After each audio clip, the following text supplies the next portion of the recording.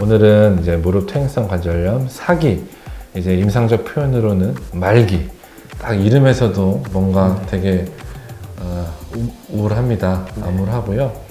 일단 이 말기인 환자분들은 걸어올 때부터 뒤뚱뒤뚱 또 다리를 절면서 이제 진료실을 찾아오게 되는데, 검사 소견이 어떻게 될까요? 이제 사기는 말 그대로 변형이 다 일어나 버린 상황이기 때문에 웃자다리 같은 경우에는 그냥 눈으로 봤을 때 저분 그냥 사기 환자시구나, 엑스레이를 안 찍어도 그냥 육안으로 보일 만큼 좀 변형이 있으시는 경우가 많고, 그때는 이제 다 아프십니다.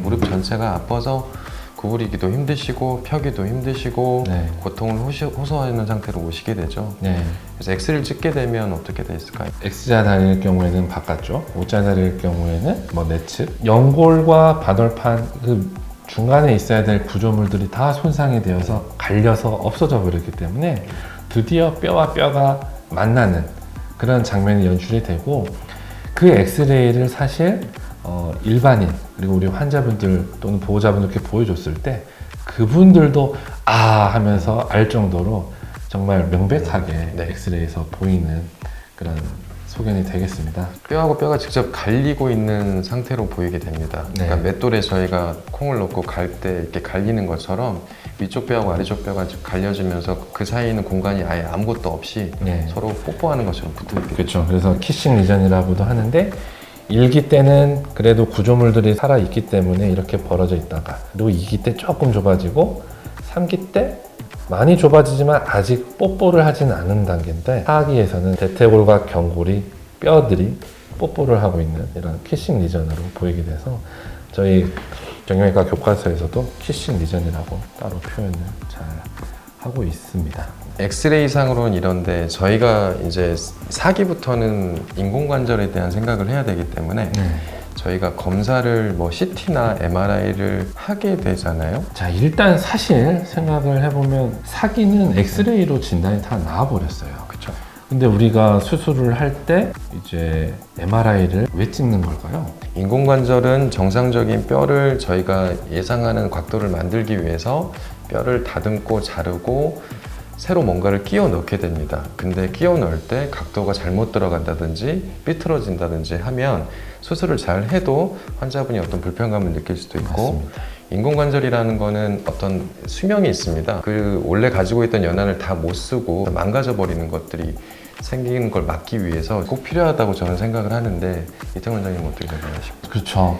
같은 의미이긴 한데, 우리가 인공관절을 오래오래 쓰고 수술이 잘 되게 하기 위해서는 그 연골을 깎아서 이제 인공관절을 넣잖아요. 근데 그 나머지의 구조물들의 상태가 어떤지에 따라서 너무 좌지우지 되기 때문에 수술 전에 MRI를 꼭 찍어서 내측 측부인대나 외측 측부인대, 그리고 사실 그 인공관절의 어떤 종류에 따라서 십자인대도 살리는 게 있고 안 살리는 게 있잖아요. 그래서 전방 십자인대나 그런 것들의 어떤 상태 정도, 이제 연골만 자르는 게 아니라 연골을 자르다가 같이 인접 부위에 있는 뼈들도 같이 자르게 되는데, 그 뼈 자르는 부분에서 엑스레이에서는 보이지 않는 물혹 같은 경우가 MRI에서 가끔 보이는 경우가 있습니다. 그러면 그 부분들이 갑자기 노출이 돼버리면 너무 당황을 하게 되는데, MRI를 찍게 되면 어느 부분에 그런 뼈 물혹이 있는지를 확인을 하고 프리오피 플랜, 수술 전 어떤 철저한 계획을 하기 위해서 저희가 MRI를 찍는 게 맞다고 봅니다. 이렇게 해서 이제 MRI까지 진단이 되면 이제 4기 때 할 수 있는 치료는 이제 3기 때는 여러 가지 옵션이 있었잖아요. 4기 때는 옵션이 있습니까? 어떠십니까? 인공관절 하냐 안 하냐, 이게 옵션입니다. 너무 이제 안 좋기 때문에 할 수 있는 치료는 인공관절밖에 없어요. 나이가 너무 고령이고 이런 척추마취라든지 전신마취라든지 이런 마취를 할 수 없을 정도의 어떤 심신 상태라든지, 나는 죽어도 내 몸에 다른 어떠한 물질은 넣을 수 없어, 이렇게 이제 생각하시는 분들, 그리고 재활 자체가 불가하신 분들, 또는 파킨슨이라든지 어떤 뇌적인 문제가 심해서 이걸 하나마나 하시는 분들, 이런 분들한테는 사실 인공관절을 하는 게 큰 의미는 없고요. 그냥 다른 물리치료나 약물치료, 주사치료를 하면서 연명을 하는 그런 수밖에 없을 것 같습니다. 그러니까 인공관절 안 하더라도 보행하는 가능하지만 통증이 너무 심해서 못 참을 정도로 되면 이제 인공관절은 무조건 해야 되는 거고 네. 나는 인공관절이 좀 싫고 안 하고 싶다. 근데 약을 먹고 견딜 수 있다. 그러면 이제 지켜보는 건데 제 개인적인 경험으로는 그 지켜보는 기간이 너무 길어졌다가 네. 나중에 수술을 하는 것보다는 어느 정도 근력이라든지 내 몸 컨디션이 괜찮을 때 수술을 하는 것들이 예후가 좀 더 좋은 경우가 많던데 맞습니다. 매우 중요한 말씀을 해주셨는데요.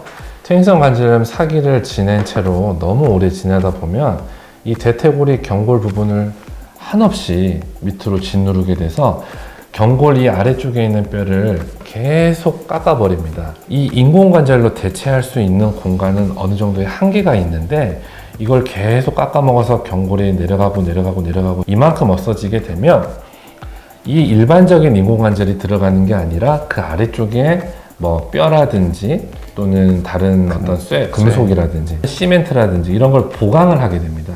근데 이런 보강 시술을 했을 경우에 확실히 재활도 느리고 무릎을 구부리고 피고 또는 이제 계단을 오르고 내리고 이런 게 더 힘들어지게 되고요. 이 뼈의 결손 부분이 커지는 것뿐만 아니라 관절염을 오랫동안 놔두게 되면 관절 이 구축이라고 해서 무릎을 피는 각도와 구부리는 각도가 매우 적게 됩니다. 그러면 이게 수술을 하면 회복이 되는 거 아니냐? 안 그래요.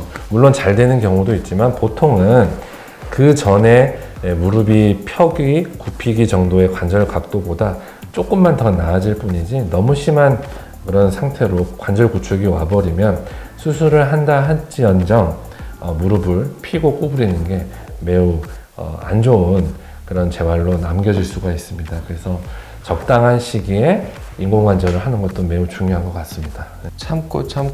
참아서 그 수술을 했는데 좋아질 걸 기대했는데 큰 호전이 없으면 안 되기 때문에 어느 정도 이제 3기가 넘어가고 나서부터는 병원을 다니시면서 그 담당 전문 의사와 상의하시면서 4기에서도 적절한 수술 타이밍과 어떤 수술 후의 재활 타이밍이 중요하기 때문에 꼭 상담을 잘 하시는 게 중요할 것 같습니다. 이제 한 가지 덧붙이자면 큰 금기사항이 아닌 상태에서는 하는 게 좋은 게 무릎이 계속 아파서 적절하게 운동도 못하고 여러 가지 사회적 활동도 못하게 되면 그 유산소 운동을 못하게 되고 이런 운동량이 점점 감소되잖아요. 그렇죠. 네. 그러면서 이제 심폐기능이 저하가 올 수가 있으니까 어떤 전체적인 몸 심신 상태에서도 악영향을 끼칠 수가 있고 심폐기능뿐만 아니라 이제 체중도 불게 되고 네. 이제 그거 관련한 고혈압이나 당뇨나 그런 대사성 질환도 같이 동반이 될 수가 있고 그리고 사회적 참여도가 떨어지면 취미나 이런 것도 떨어지면서 이 관절염 하나로 뭐 자살률, 우울증 증가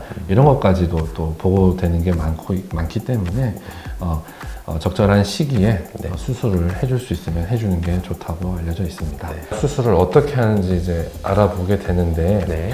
우리가 3기까지는 뭐 관절 내시경적 치료를 하고 무릎 인공관절은 사실 아직까지 뭐 비절개를 한다, 최소절개를 한다 이런 건 없는 것 같아요. 3개의 구조물로 이루어진 관절은 무릎인데 대퇴골과 경골과 무릎 앞에 있는 슬개골 이 3개의 구조물이 만나는 면들이 다 관절이라고 보시면 됩니다.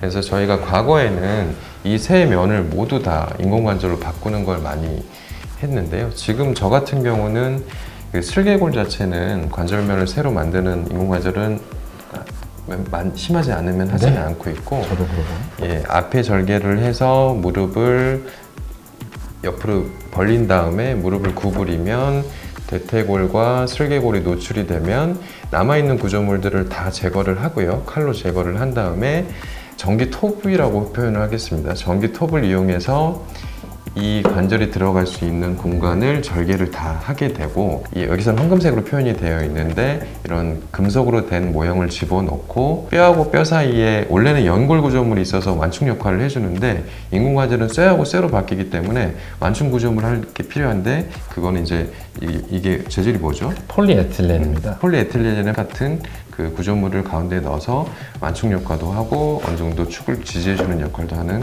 그런 걸 집어넣게 되죠. 네, 그래서 이렇게 오래오래 써야 되는 인공관절이기에 보통 합격점을 받는 그런 인공관절들의 그런 구조물들의 특징이 알러지가 적어야 되고 가벼워야 되고 그리고 마모성이 강해야 이게 이제 인공관절로서 합격점을 받을 수 있는 물질이고, 지금 제가 이렇게 들고 있는 것도 이제 모사의 인공관절이 되겠는데, 가벼운 것도 가벼운 거지만 알러지도 적고 그렇게 좋다고 알려져 있는 그런 인공관절 제품이 되겠습니다.